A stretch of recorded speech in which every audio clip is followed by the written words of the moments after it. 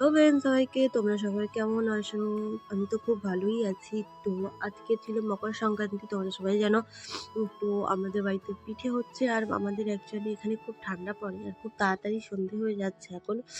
তো মা সকাল সকাল পিঠে বানাতেই বসিয়ে দিয়েছে। আমাদের তো প্রায় সব রকম পিঠে অলমোস্ট কমপ্লিট হয়ে গেছে।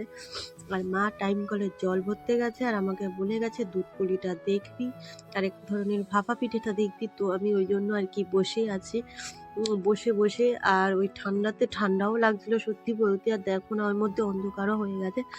আর এটা হলো মায়ের দুধ পুলি, প্রায় হওয়ার দিকে, জাস্ট একটু ফুটছে, ফোটা হয়ে গেলে শেষ হয়ে যাবে। আর আমার না দুধ পুলি বলো, রসগোল্লা বলো, এত ভালো লাগে যে কি বলবো তোমাদের। আমার না খুবই পছন্দের জিনিস রসগোল্লা আর দুধ পুলি, পিঠের মধ্যে বেস্ট।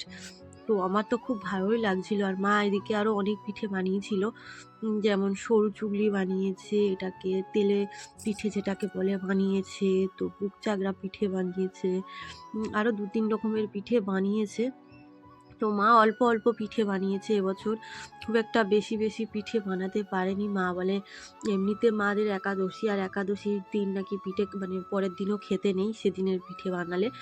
তো ওই জন্য আর মারা পিঠে তো খায়নি। তো ওই জন্য তো আমি তো ওই পিঠে খুব একটা পছন্দ করি না, বাবাও খায় ভাইও খায়। তো ওনাদের জন্য একটু একটু করেছে, আমি একটু একটা খেয়েছি, বেশি খাইনি আর কি।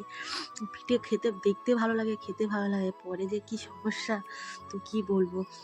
তো চলো বন্ধুরা, আমার এই ভিডিওটা কেমন লাগলো অবশ্যই বলো। আর কাদের কাদের বাড়িতে কি কি পিঠে হয়েছে অবশ্যই আমাকে কমেন্টে জানিও। তো চলো সবাই, টাটা, দেখা হচ্ছে একটা নতুন ভিডিওতে। যতক্ষণ তোমরা সুস্থ থেকো, ভালো থেকো, সবাইকে ভালো রেখো। তো টাটা। ভিডিওটা ভালো লাগলে like, comment, share and subscribe করে দিও। দেখা হচ্ছে নতুন ভিডিওতে।